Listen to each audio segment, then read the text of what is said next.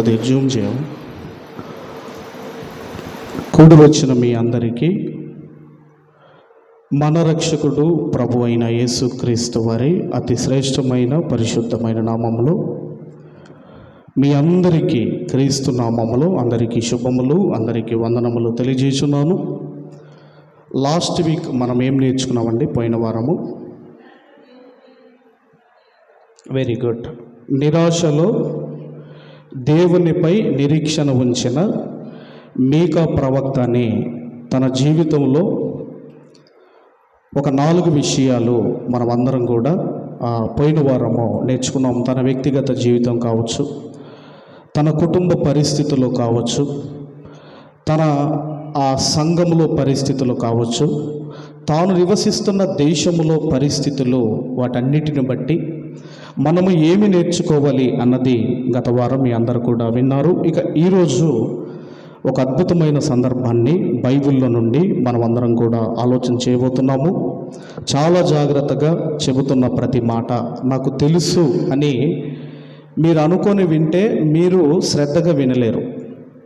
నేను నేర్చుకునేది ఏదో ఉన్నది, నేను తెలుసుకోవలసింది ఏదో ఉన్నది అన్న ఆసక్తితో శ్రద్ధగా మీరు వింటే మీరు చాలా జాగ్రత్తగా అలర్ట్గా మీరు వింటారు. కాబట్టి ఎప్పుడు ఎవరు ఏ వాక్యం చదివినా, ఏ దైవజనుడు వాక్యం చెప్పినా మనము నేర్చుకోవలసింది ఏమిటి, నేను అలవాటు చేసుకోవలసింది ఏంటి, నేను విసర్జించవలసిందంటే నాలో నుంచి మరి నేను తొలగించుకోవలసింది ఏమిటి అన్నది మనం ప్రతిసారి జ్ఞాపకం ఉంచుకోవాలి. ఇక ఈరోజు మనము నేర్చుకుంటున్న అంశము ఏంటి అన్నప్పుడు, నోవాహు ఓడలో జరిగిన ఒక సంఘటన ఈరోజు మనం అందరం కూడా ఆలోచన చేయబోతున్నాము. నోవాహు ఓడలో జరిగిన ఒక సంఘటన, అందులో సబ్ టైటిల్గా కాకి ప్రయాణించిన దూరం ఎంత. సెకండ్ పాయింట్ ఏంటంటే పావురము ప్రయాణించిన దూరం ఎంత. మూడో విషయం ఏంటంటే కాకి మనకు నేర్పుతున్న పాఠం ఏమిటి. నాలుగవది పావురము మనకు నేర్పుతున్న పాఠం ఏమిటి. ఈ 4 విషయాలు త్వరగా చెప్పి నేను మరి క్లోజ్ చేయడానికి ప్రయత్నం చేస్తాను. ముందుగా నోవాహు గారి ఓడలో జరిగిన సంఘటన గురించి మనం అందరం కూడా ఆలోచన చేయబోతున్నాము. ఇక బైబిల్ గ్రంథంలోనికి వెళ్ళి మనమందరం కూడా ఒక వచనాన్ని చదువుకుందాము. ఆదికాండము 5వ అధ్యాయము 28వ వచనాన్ని మనమందరం కూడా చదువుకుందాం. ఆదికాండము 5వ అధ్యాయము 28, 29 చదువుకుందాం. చదువు. లేమెకు 182 బ్రతికి ఒక కుమారుని కని భూమిని యెహోవా శపించినందువలన కలిగిన మన చేతుల కష్టము విషయములోను మన పని విషయములోను ఇతడు మనకు నెమ్మది కలగజేయుననుకొని అతనికి నోవాహు అని పేరు పెట్టెను. ఇక్కడ మనము చూడగలిగితే మరి ఆదామవ్వలు చేసిన ఆ తప్పుకు దేవుడు నేలను శపిస్తాడు. మనందరికీ తెలుసు, నేలను శపిస్తాడు. ఇక అక్కడి నుంచి వాళ్ళు ప్రయాసపడుతున్నారు.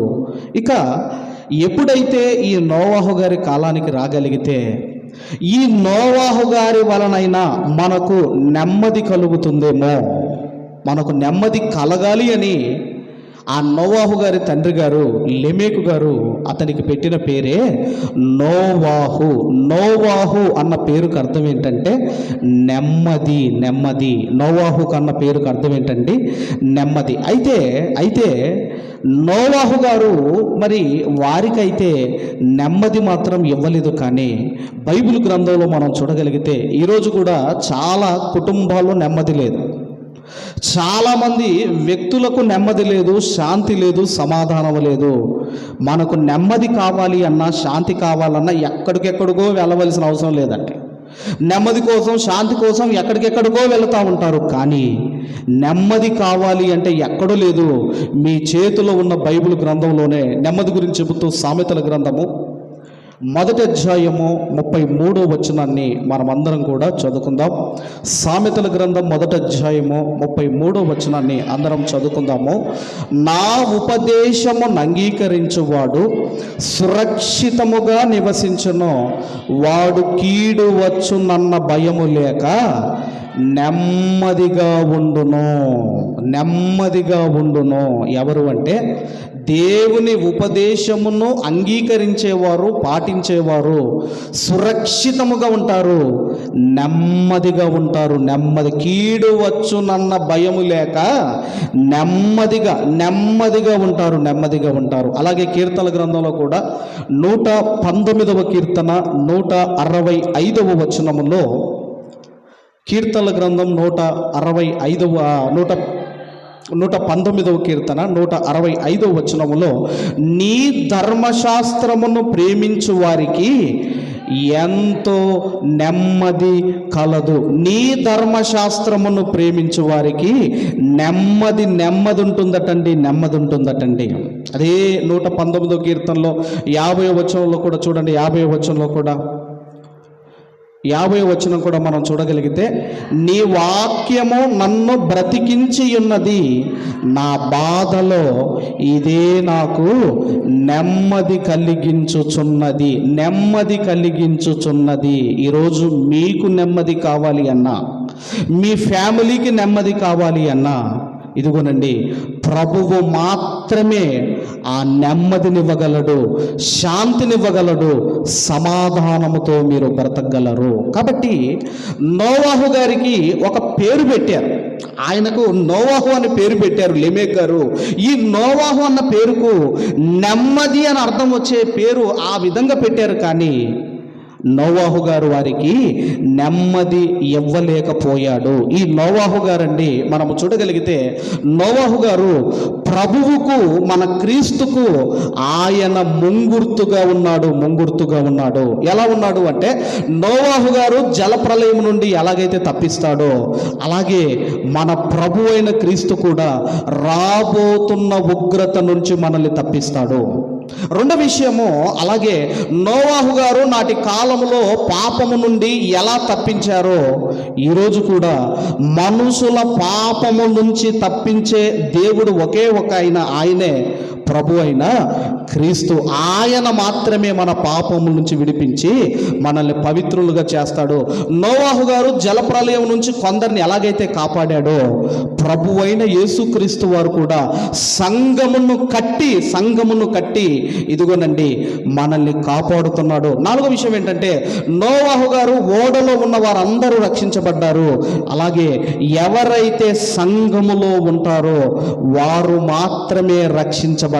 ఎందుకంటే సంఘము అన్నది ఎంత గొప్పదంటేనండి, సంఘం అనేది ఎంత గొప్పదంటే, పాతాళ లోకపు ద్వారాలు దాని ఎదుట నిలువ నేరవు అన్నాడు.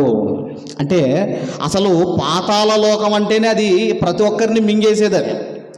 అలాంటి పాతాళ లోకపు ద్వారాలు సంఘము ఎదుట నిలువ నేరవు అన్నాడు. అంటే సంఘములో ఉంటే మీరు రక్షించబడతారు, సంఘానికి బయట ఉంటే మీరు రక్షించబడలేరు. అందుకే ఆనాడు ఓడలో ఉన్న 8 మంది రక్షించబడ్డారు. ఈరోజు సంఘములో ఉన్నవారు రక్షించబడతారు. మరి నోవాహు గారు ఎలా రక్షించాడో, ప్రభు మనల్ని ఎలా రక్షిస్తాడో మనం చూడగలిగితే, ఇక ఈ కాకి గురించి కానివ్వండి, పావురం గురించి కానివ్వండి, ఇవి మనకు నేర్పుతున్న పాఠాలు ఏంటో మనం చూడగలిగితే, దయచేసి ఆదికాండము 8వ అధ్యాయము దయచేసి 8వ అధ్యాయము మొదటి వచనము నుండి కొన్ని వచనాలు త్వరగా మనం చదువుకుంటూ వద్దాం. చదవను.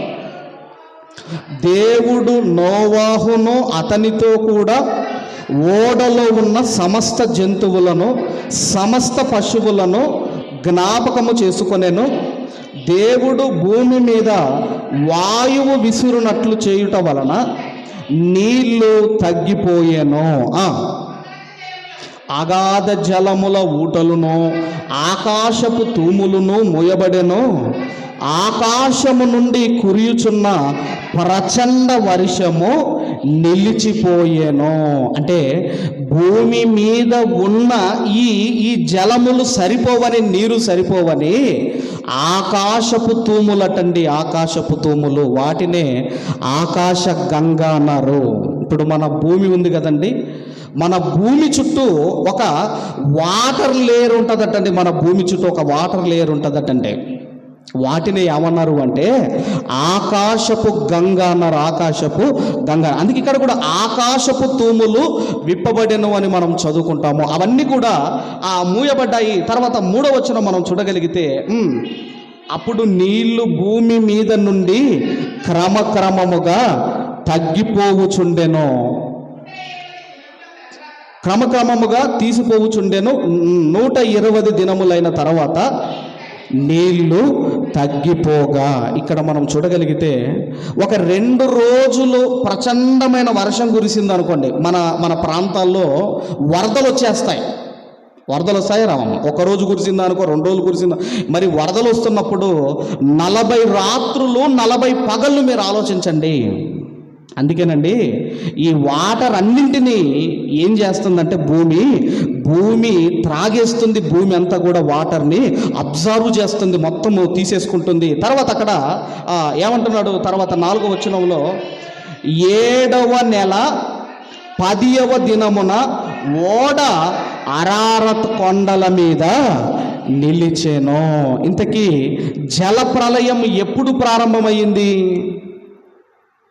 జలప్రలయం ఎప్పుడు ప్రారంభమైందండి అమ్మ? ఎప్పుడు ప్రారంభమైంది? నోవాహు గారికి వయసు ఎంత? నోవాహు గారి వయసు 600 సంవత్సరాలు. 600 సంవత్సరాలప్పుడు జలప్రలయం ఎప్పుడు ప్రారంభమైందో మీరు చూడగలిగితే, మళ్ళీ ఇక్కడికి వద్దాం అందరం కూడా. ఆదికాండము, దయచేసి ఆదికాండము 7వ అధ్యాయము 11వ వచనాన్ని చదువుకుందాం. ఆదికాండం 7వ అధ్యాయం 11వ వచనం. నోవాహు వయస్సు యొక్క 600 సంవత్సరములు 2వ నెల 17వ దినమున మహా అగాధ జలముల ఊటలన్నీయు ఆ దినమందే విప్పబడెను, ఆకాశపు తూములను విప్పబడెను. అంటే నోవాహు గారి వయసు ఎంత?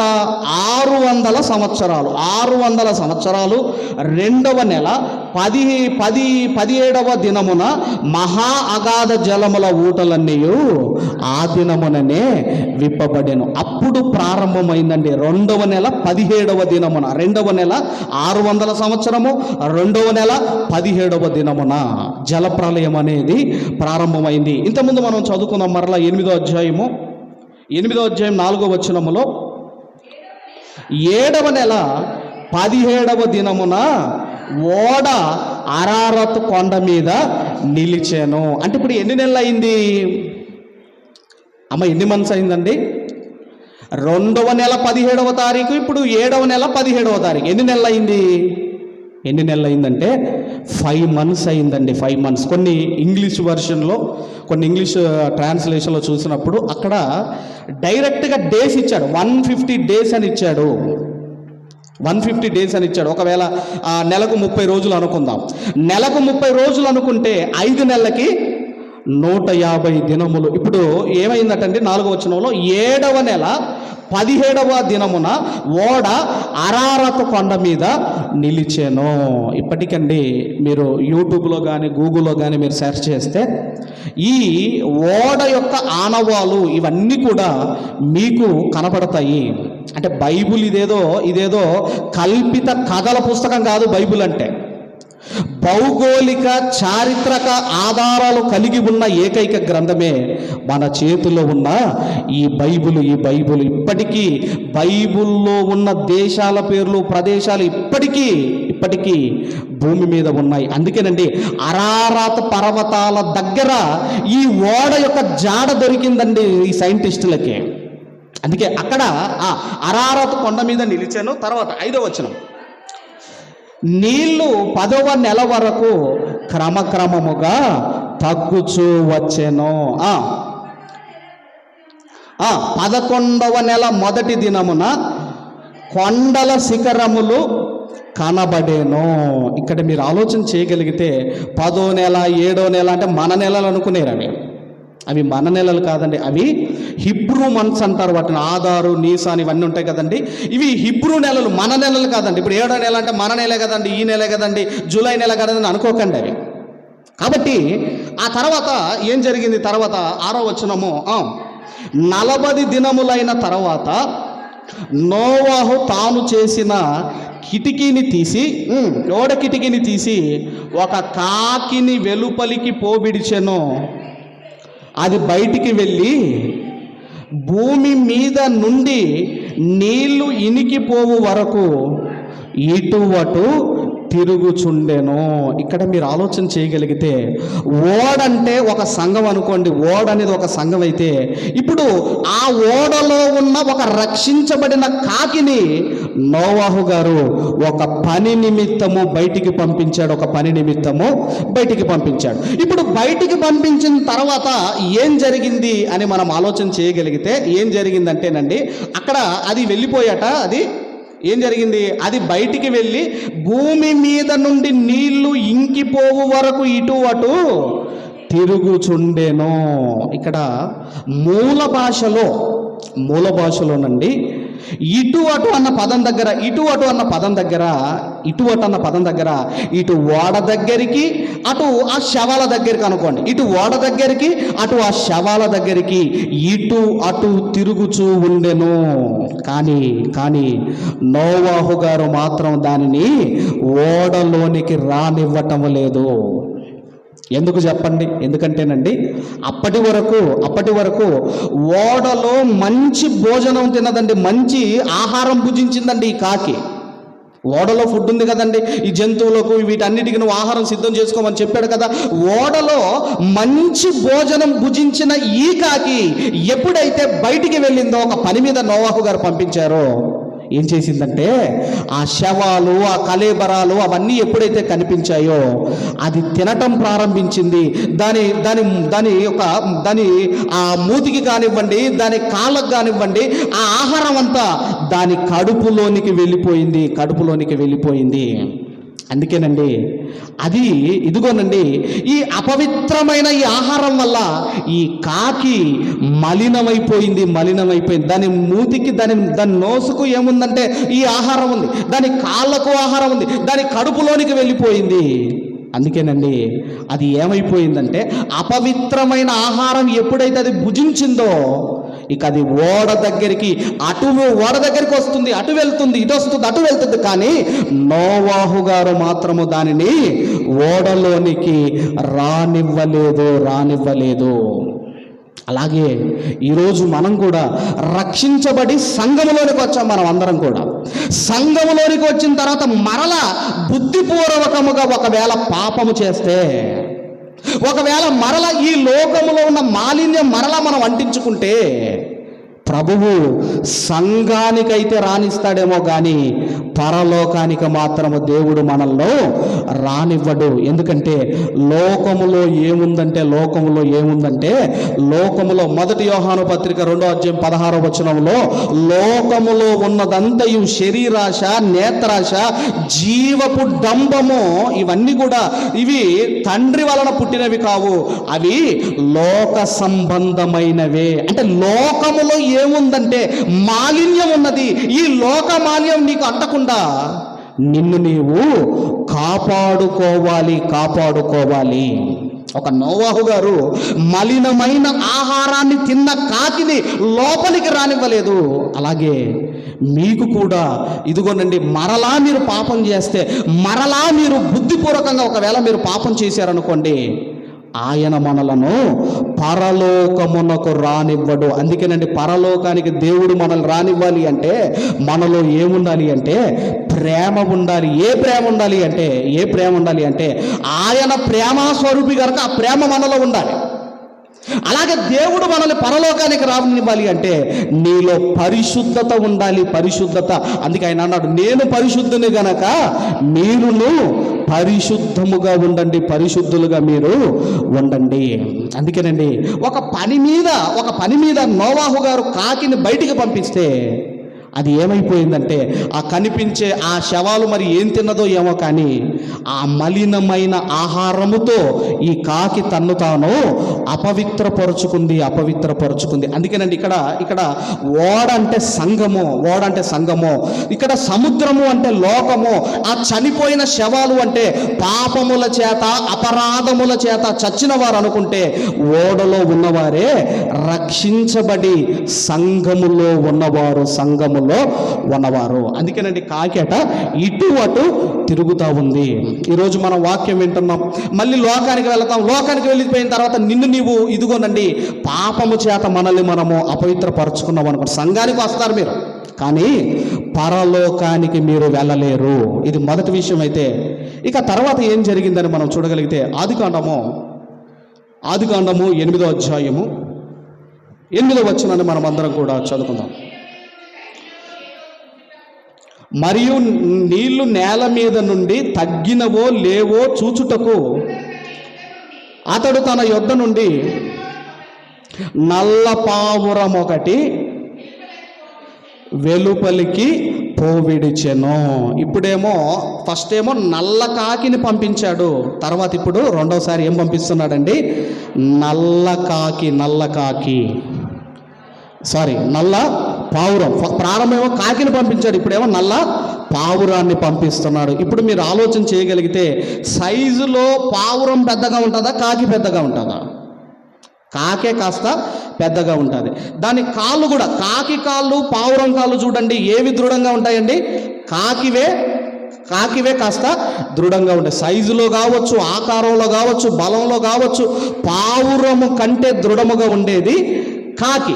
ఓకేనండి, కాకి. అయితే ఇక్కడ మీరు ఆలోచన చేయగలిగితే ఇదిగోనండి ఈ కాకి ఏం చేసిందంటే, కాకికి ఉన్న లక్షణాలు పావురానికి ఉన్న లక్షణాలు ఏంటంటే, కాకేమో అపవిత్రమైన వాటిని ఆశపడుతుంది, పావురమేమో పవిత్రమైన వాటిని ఆశపడుతుంది.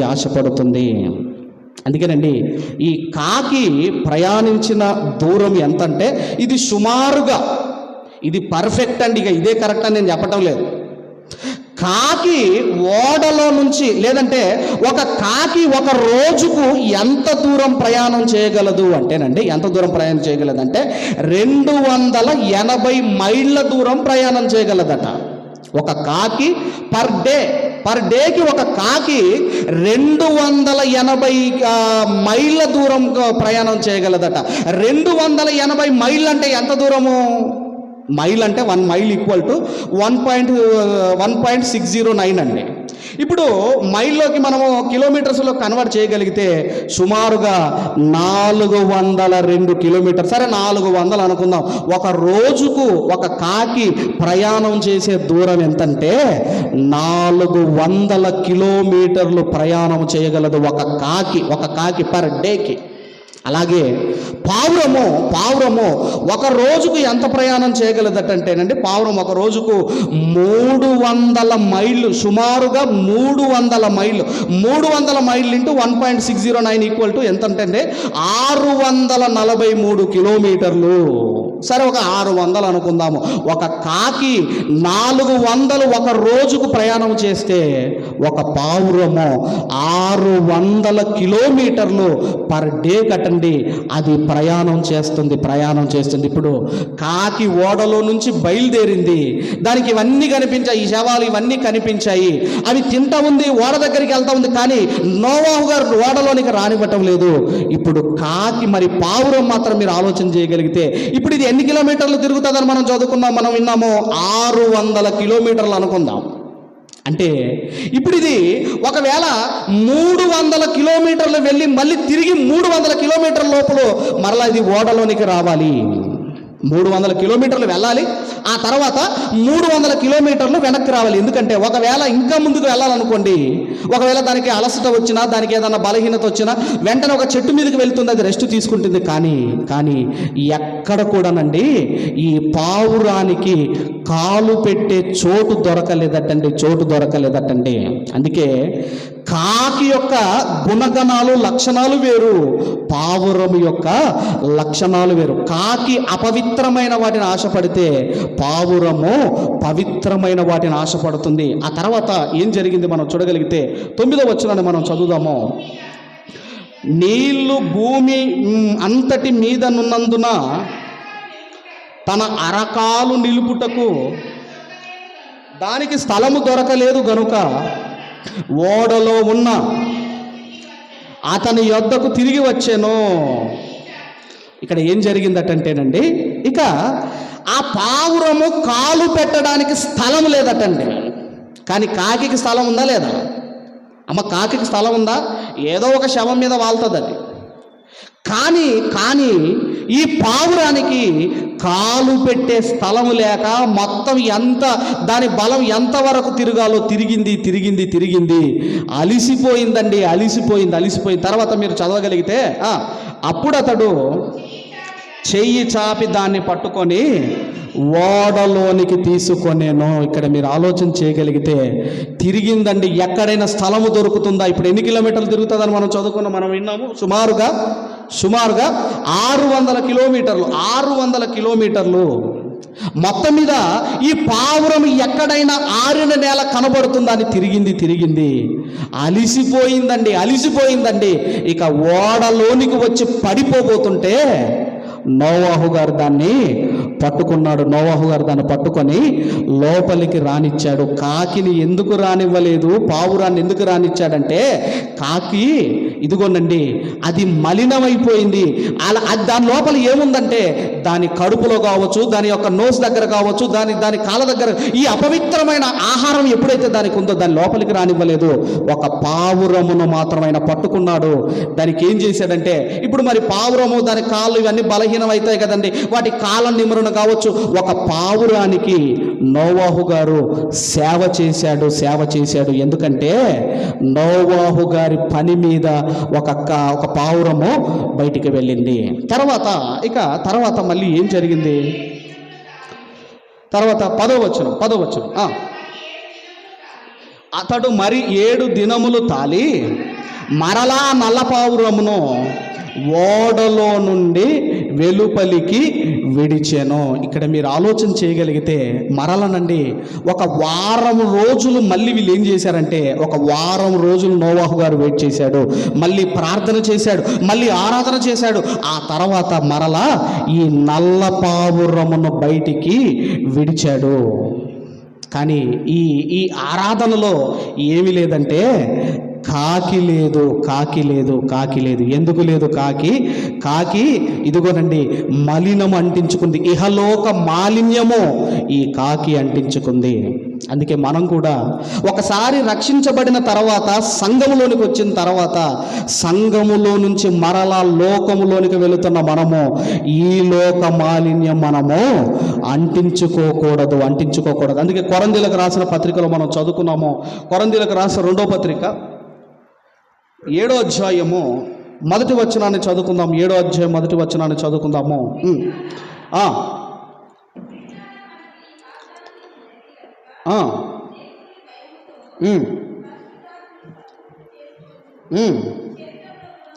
శరీరమునకును ఆత్మకును కలిగిన సమస్త కల్మషము నుండి మనలను పవిత్రులనుగా చేసుకొందుము.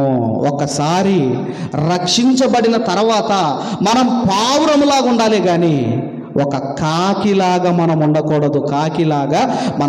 అందుకేనండి నీ శరీరానికి మాలిన్యం అంటుకుంటుంది, నీ ఆత్మకు కూడా మాలిన్యం అంటుకుంటుంది. అందుకే మరి ఎఫెసీ పత్రికలో అంటాడు, నీ శరీరము నిందారహితముగా ఉండాలి, నీ ఆత్మ పరిశుద్ధముగా ఉండాలి. అదేంటండి? శరీరం చేసే తప్పుకు ఆత్మకెందుకండి శిక్ష అన్నప్పుడు? ఇప్పుడు ఒక లారీ డ్రైవరు లారీతో ఏదైనా యాక్సిడెంట్ చేశాడు అనుకోండి, ఎవరిని అరెస్ట్ చేస్తారండి? అమ్మా, ఇప్పుడు డ్రైవర్ నేను కాదండి, నా లారీ గుద్దింది నేను కాదండి అంటే ఊరుకుంటారా పోలీసు వాళ్ళు? ఎవరిని అరెస్ట్ చేస్తారండి? డ్రైవర్ను అరెస్ట్ చేస్తారు. అలాగే ఈ దేహం అనే ఈ వెహికల్లో ఉన్న ఆత్మేనండి, ఆత్మ కూర్చుంది. అందుకే ఈ శరీరంతో చేసే ప్రతి పాపము నీ ఆత్మకు అంటుకుంటుంది. అందుకే నీ శరీరము నిందారహితముగా ఉండాలి, నీ ఆత్మ పరిశుద్ధముగా ఉండాలి. అందుకే యేసుక్రీస్తు వారు సిలువలో పలికిన 7వ మాట, ఆయన ఆ తండ్రి నా ఆత్మను నీ చేతికి అప్పగించుకొనుచు. అంత పరిశుద్ధముగా ఉంటేనే నీ ఆత్మను దేవుడు స్వీకరిస్తాడు. రైట్. ఇక్కడ తర్వాత వచనంలోనికి మనం వెళ్ళగలిగితే ఆ తర్వాత ఎన్నో వచనమ్మా? 11వ వచనం. సాయంకాలమున అది అతని యొద్దకు వచ్చినప్పుడు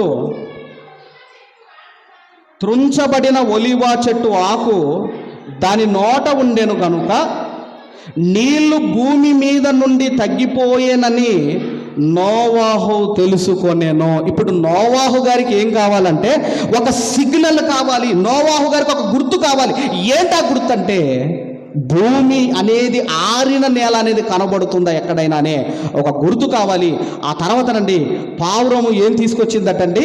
త్రుంచబడిన ఒక ఒలీవ ఆ చెట్టు ఆకును తీసుకొని వచ్చింది. అంజూరపు ఆకును కాదండి, లేదంటే ఇంకా పెద్ద పెద్ద ఆకులు ఉంటాయి, ఆకులు కాదండి. ఏ ఆకును తీసుకొని వచ్చింది? అది త్రుంచబడిన ఒక ఒలీవ చెట్టు ఆకు, అది మరి పావురం తీసుకొని వచ్చింది. అందుకేనండి ఇప్పుడు మీరు ఈ ఒలీవ చెట్లు ఇప్పుడు మీరు ఒకవేళ గూగుల్లో సెర్చ్ చేస్తే ఇప్పుడు యెరూషలేము దేశంలో ఉన్న ఒలీవ చెట్లు మీరు చూడగలిగితే అవి ఎక్కువ కాలం బ్రతికే చెట్లు అండి. ఇప్పటికీ యేసుక్రీస్తు వారు ఉన్న కాలంలో ఉన్న చెట్లు నేటికి ఉన్నాయి. అంటేనండి ఈ ఒలివ చెట్లు అనేటివి మీరు ఆలోచన చేయగలిగితే ఎక్కువ కాలము జీవించే చెట్లు. అందుకేనండి ఇది ఏమి తీసుకొని వచ్చింది అన్నప్పుడు ఒక త్రుంచబడిన ఒలివ చెట్టు ఆకును తీసుకొని వచ్చింది. అందుకే దేవుడు కూడా మన నుంచి ఏం కోరుకుంటున్నాడు అంటే మీరు చిగురించే వారిగా ఉండాలి, మీరు ఫలించే వారిగా ఉండాలి. అందుకే మత్తయి సువార్తలు అంటాడు, మారు మనసుకు తగిన ఫలములు మీరు ఫలించండి. మీరు ఒక చిగురించేవారిగా, ఒక ఫలించేవారిగా మనం ఉండాలి. అందుకేనండి ఆ ఫలాలు మనలో లేకపోతే అక్కడ గొడ్డలి వేరున, చెట్టు వేరున ఉంచబడి ఉన్నది అని మనం చదువుకుంటాము. కాబట్టి మనము ఫలించాలి. 9 ఆత్మఫలములు మనము కూడా ఫలించేవారిగా మనం ఉండాలి. తర్వాత 12వ వచనం కూడా మనం చూడగలిగితే 12వ వచనము, అతడు ఇంకా మరి 7 దినములు తాలి ఆ పావురమును వెలుపలికి విడిచెను. ఆ తరువాత అది అతని యొద్దకు తిరిగి రాలేదు. మళ్ళీ 7 days వెయిట్ చేశాడండి. ఆ తర్వాత పావురాన్ని విడిచాడు. ఇక అది అటే వెళ్ళిపోయింది. ఎందుకంటే దాని అవసరం తీరిపోయింది. ఇక దాని అవసరం లేదు. 13వ వచనం కూడా మనం చూడగలిగితే,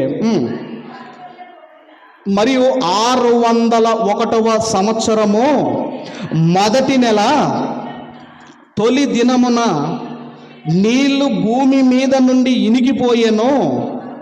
నోవాహు ఓడ కప్పు తీసి చూచినప్పుడు నేల ఆరి ఉండెను. ఇక మొత్తం మీద మరి ఆయనే ఓడ తయారు చేశాడు కదండి, సిద్ధం చేశాడు కదా, ఆయన తయారు చేసుకున్నాడు కదండి. ఎప్పుడైతే కప్పు తీశాడో ఏం కనిపించిందటండి? ఆరిన నేల కనిపించింది. మరి వెంటనే బయటికి వచ్చేసారా? ఆరిన నేల కనిపించగానే వెంటనే బయటికి వచ్చేసారా? ఇప్పుడు ఎన్ని సంవత్సరాలు ఉన్నారు ఓడలో? ఎప్పుడు వెళ్ళారండి ఓడలో? నోవాహు గారికి వయసు ఎంత? 600 సంవత్సరాలు. ఇప్పుడు ఎంత అని చదువుకుంటున్నాం మనము? 601వ సంవత్సరం మొదటి నెల అని మనం చదువుకుంటున్నాము. అంటే సుమారుగా 1 సంవత్సరం పాటు ఓడలోనే ఉన్నారు. మరి 6 నెల కనిపించింది కదా, ఇప్పుడు బయటికి రావచ్చు కదా. ఎందుకు రాలేదు అంటే అమ్మ 14వ వచనం నుంచి, 2వ నెల 27వ దినమున భూమి ఎండి ఉండెను. అప్పుడు దేవుడు, నీవును నీతో కూడా నీ భార్యయు నీ కుమారులు నీ కోడండ్రును ఓడలో నుండి బయటికి రండి. ఎందుకంటేనండి, ఓడలోనికి వెళ్ళమన్నది దేవుడే, అలాగే ఓడలో నుంచి బయటికి రమ్మని చెప్పేంత వరకు ఈ నోవాహు గారి కుటుంబము ఓడలోనే ఉన్నది.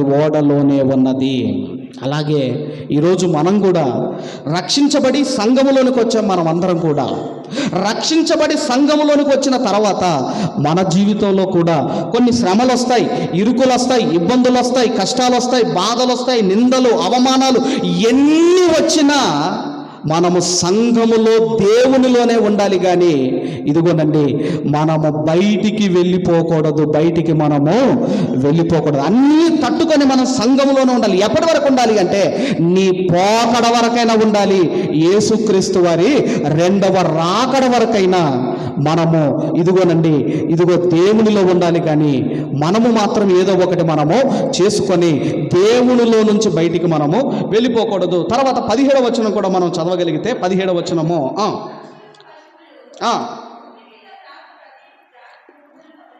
మొదలైన సమస్త శరీరులతో నీతో కూడానున్న ప్రతి జంతువును వెంటబెట్టుకొని వెలుపలికి రావలెను. అవి భూమి మీద బహుగా విస్తరించి భూమి మీద ఫలించి అభివృద్ధి పొందవలనని నోవాహుతో చెప్పెను. కాబట్టి నోవాహు అతనితో కూడా అతని కుమారులను, అతని భార్యయు, అతని కోడండ్రును బయటికి వచ్చిరి. ప్రతి జంతువును, ప్రాకు ప్రతి పురుగును, ప్రతి పిట్టయు భూమి మీద సంచరించుచున్నవన్నీ వాటి జాతుల చొప్పున ఆ ఓడలో నుండి బయటికి వచ్చెను. ఇక్కడ మీరు ఆలోచన చేయగలిగితే, ఓడలోనికి ఏవైతే వెళ్ళాయో అవన్నీ కూడా బయటికి వచ్చాయి. కానీ కాకి మాత్రం బయటికి రాలేకపోయింది. అందుకే ఇక్కడ బైబిల్ పండితులు ఏం చెబుతున్నారంటే, ఈ నోవాహు గారు బయటికి వచ్చే ఆ టయానికి ఈ కాకి అనేది చనిపోయింది అని కొంతమంది బైబిల్ పండితులు చెబుతున్నారు. ఎందుకు చనిపోయింది చెప్పండి? ఆమె ఎందుకు చనిపోయింది చెప్పండి? ఎందుకంటే ఓడలో ఉన్నప్పుడు మంచి ఫుడ్ తీసుకుందండి. ఓడలో ఉన్న ఆ గింజలు అవి ఏవైతే తింటుందో మంచి ఫుడ్ తీసుకుంది. ఎప్పుడైతే ఆ లోకంలో లేదంటే బయటికి వెళ్ళిందో, ఇదిగోనండి, తన శరీరాన్ని పాడు చేసుకునే ఆ ఆహారాన్ని భుజించింది. ఈ నోవాహు, ఆ కుటుంబము అవన్నీ బయటికి వచ్చేలేపు ఈ కాకి చనిపోయింది. అందుకే ఫుడ్ విషయంలో చాలా జాగ్రత్తగా ఉండండి. ఇప్పుడు నేను అడుగుతున్నాను, మీకు బయట ఫుడ్ అంటే బాగుంటుందా, ఇంట్లో ఫుడ్ బాగుంటుందా? అమ్మా, మన ఇంట్లో మీరు చూడండి, పిల్లలు వాడు మనం వేసే దోశలు తినడు. వాడు తింటాడమ్మా. వాడు ఎక్కడ తింటాడు? వాడు ఆ హోటల్లో ఆ పెనం ఎన్ని మరి అది ఎలా ఉంటుందో మీ అందరికీ తెలుసు. ఆయిల్ ఎట్లా ఉంటుందో మీకు తెలుసు. అది ఎలా చేస్తాడో, ఆ చీపురు కట్టదని ఇలాగని అన్నది వీళ్ళు టేస్ట్గా ఊరించుకుంటూ, వాడు ఎమ తింటాడంటే, వాడు ఇంట్లోది తినమంటే తినడు. కానీ ఇంట్లో ఫుడ్ తింటేనేమో ఆరోగ్యంగా ఉంటావు, బయట ఫాస్ట్ ఫుడ్ అది తింటే ఫాస్ట్గా చచ్చిపోతావు. అలాగే కాకి చచ్చిపోయింది. కాకి అందుకే చచ్చిపోయిందండి. ఓడలో ఉన్నప్పుడు బాగుంది, ఇంకా కొన్ని రోజులు ఓపికతో ఉంటే బాగుండేది. కానీ ఆ బయటి ఫుడ్ తిన్నది తొందరగా చచ్చిపోయింది. అందుకే మనకేం చెబుతున్నాడో చూడగలిగితే, యెషయా గ్రంథము 55వ అధ్యాయము, యెషయా గ్రంథం 55వ అధ్యాయం 2వ వచనం చదువుకుందాం. ఆహారము కాని దాని కొరకు మీరేలా రూకలిచ్చెదరు. ఆహారము కాని దాని కొరకు మీరేలా రూకలిచ్చెదరు. అదొక మందు కావచ్చు, అదొక సిగరెట్ కావచ్చు, అదొక వేరే ఏదైనా, అది ఆహారము కాని దాని కొరకు మీరు ఎలా రూకలిచ్చెదరు. అదొక చిప్స్ ప్యాకెట్ కావచ్చు, ఇంకా వేరే ఏదైనా కావచ్చు. ఆహారము కాని దాని కొరకు మీరు ఎలా మీ ధనాన్ని వేస్ట్ చేసుకుంటున్నారు. సంతుష్టి కలగజేయని దాని కొరకు మీ కష్టార్జితమును ఎందుకు వేయపరిచెదరు. మీకు ఆరోగ్యాన్ని, శక్తిని, బలాన్ని మీకు ఇవ్వని ఆ ఫుడ్ కొరకు మీ కష్టార్జితాన్ని ఎలా మీరు పాడు చేసుకుంటున్నారు. ఈ మధ్యకాలంలో బిర్యానీ తింటున్నాడు, బిర్యానీ తిన్నప్పుడు నీళ్ళు తాగటం లేదు. ఏం తాగుతున్నారమ్మా? బిర్యానీ తింటాము ఎవరు కావాలటమ్మా? వీళ్ళకి థమ్స్అప్ కావాలి. ఈ బిర్యానీ తిని థమ్స్అప్ తాగి ఇలా చచ్చిపోయిన వాళ్ళు ఉన్నారు, అలా చచ్చిపోయిన వాళ్ళు ఉన్నారు. అందుకేనండి, ఏదైతే ఆహారము కాదో దాని కొరకు నీ కష్టార్జితమును వేస్ట్ చేసుకోకు.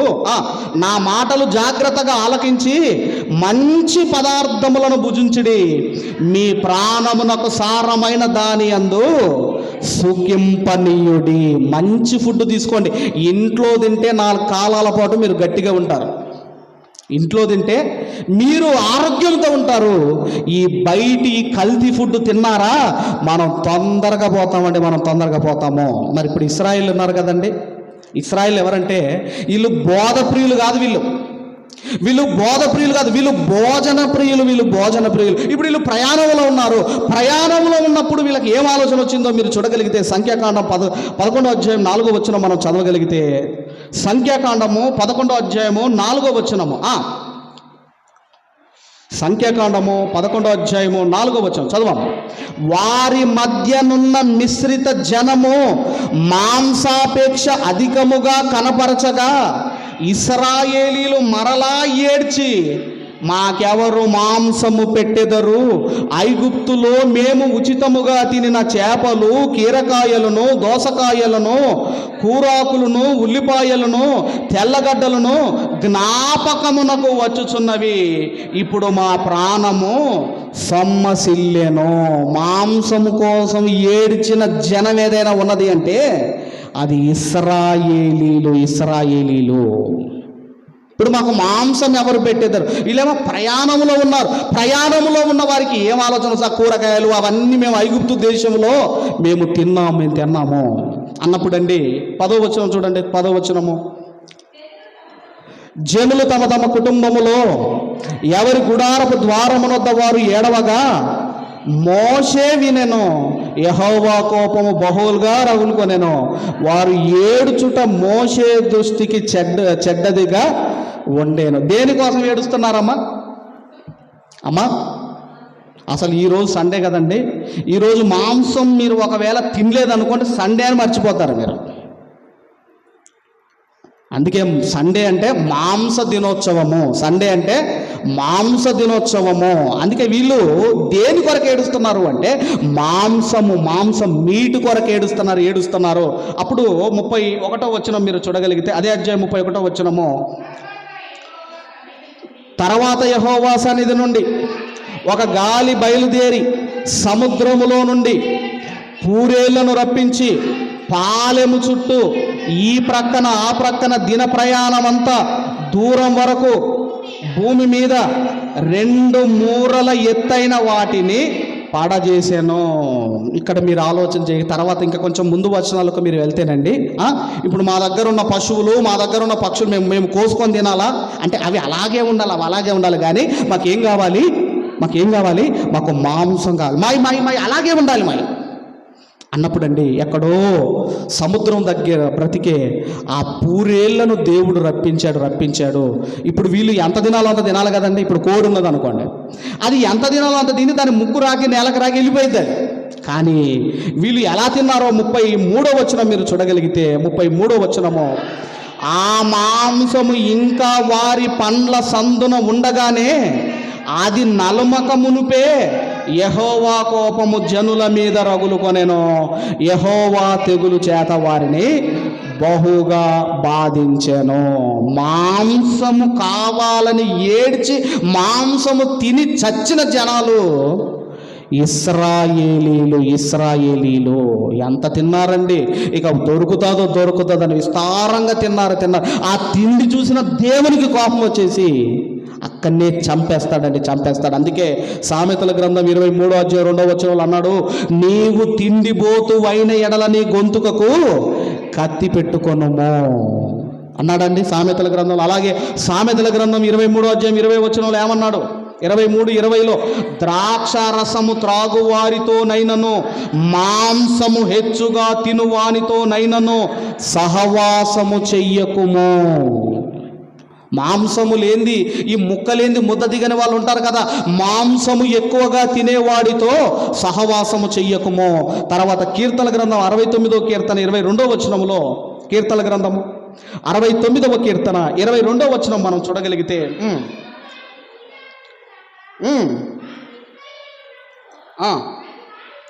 వారి భోజనము వారికి ఉరిగా ఉండునుగాక. అంటే ఇదిగోనండి, ఇక్కడ మీరు ఆలోచన చేయగలిగితే భోజనం వల్ల ప్రాణం పోగొట్టుకుంటున్నారు, భోజనం వల్ల ప్రాణం పోగొట్టుకుంటున్నారు. అందుకే సాధ్యమైనంత వరకు, ఇప్పుడు బయటికి వెళితే ఇక మనం ఏమి చేయలేం, కానీ సాధ్యమైనంత వరకు ఇంటి దగ్గర ఉంటే ఇంటి దగ్గర ఉన్న ఫుడ్ని ప్రిఫర్ చేయండి. అంతేగాని బయట ఆ ఎర్ర కనబడుతుందని ఏ షవలాగా మీరు ఆశపడ్డారు అనుకోండి, ఇక కొన్ని రోజులు ఆ 4 రోజులు బ్రతికే 2 రోజులు బతుకుతాం, అటే వెళ్ళిపోతాం మనం, ఎక్కువ రోజులు బతుకు. ఇప్పుడున్న తిండికి ఒకప్పుడు మన తాతలు ముత్తాతలు 100 సంవత్సరాలు 120 సంవత్సరాలు బ్రతికితే, ఇప్పుడున్న ఈ తిండి తింటే ఒక 50-60 సంవత్సరాలు బతకాలంటే చాలా కష్టం, చాలా కష్టము. అందుకేనండి ఈ కాకి ఏం చేసింది అంటే, అది ఓడలో నుంచి ఈ నోవాహు కుటుంబం బయటికి వచ్చేలోపు ఏం జరిగిందంటే కాకి చనిపోయింది. ఎందుకంటే ఇదిగోనండి, అది శ్రేష్టమైన ఆహారమును అది ఆశపడలేదు. కాబట్టి ఇక్కడ దీన్ని బట్టి మనం నేర్చుకోవలసింది ఏంటి అన్నప్పుడు అండి, మనం ఏం నేర్చుకోవాలి అన్నప్పుడు, ఒక కాకి అది ఎప్పుడైతే ఓడలో నుంచి బయటికి వచ్చిందో ఆ శవాలన్నీ కూడా దానికి ఆకర్షితులైపోయింది. ఆ కాకి దానికి ఆకర్షించుకుంది. మరి ఈరోజు సంఘంలో నుంచి మరలా మనం లోకంలోకి వెళ్తాము. లోకంలోనికి వెళ్ళిన తర్వాత ఏది మిమ్మల్ని ఆకర్షిస్తుంది, ఏది మనల్ని ఆకర్షిస్తుంది, ఏది తన వైపుకు మనల్ని లాక్కుంటుంది? అందుకే కొద్ది రోజులు, కొన్ని నెలలు కాకి ఓర్పుతో ఉంటే బాగుండేది, కానీ అది మలినమైన ఫుడ్ తిన్నది, త్వరగా చనిపోయింది. అందుకే మనం ఆలోచన చేయగలిగితే ఈ కాకి ఏం చేసిందంటే, నోవాహు గారు ఏ పని మీద అయితే పంపించాడో ఆ పని చేయకుండా నోవాహు గారి దగ్గర అది నమ్మకాన్ని పోగొట్టుకుంది. అలాగే జతకాకి ఉంటుంది కదా, ఇప్పుడు అది ఒక కాకి బయటికి వెళ్తే ఇంకో కాకి ఓడలో ఉంటుంది కదా, ఆ జతకాకి దగ్గర, తర్వాత కాకి జాతికి ఈ కాకి ఏం చేసిందంటే ద్రోహం చేసింది. అందుకేనండి మరలా దేవుడు కాకిని నమ్మడానికి కొన్ని తరాలు పట్టింది. కొన్ని తరాల తర్వాత మరలా దేవుడు కాకి ఒక పనప్ప చెప్పాడు. రాజుల మొదటి గ్రంథం 17వ అధ్యాయము 4వ వచనము, 17వ అధ్యాయం 4వ వచనము. రాజుల మొదటి గ్రంథము 17వ అధ్యాయము 4వ వచనము చదవము.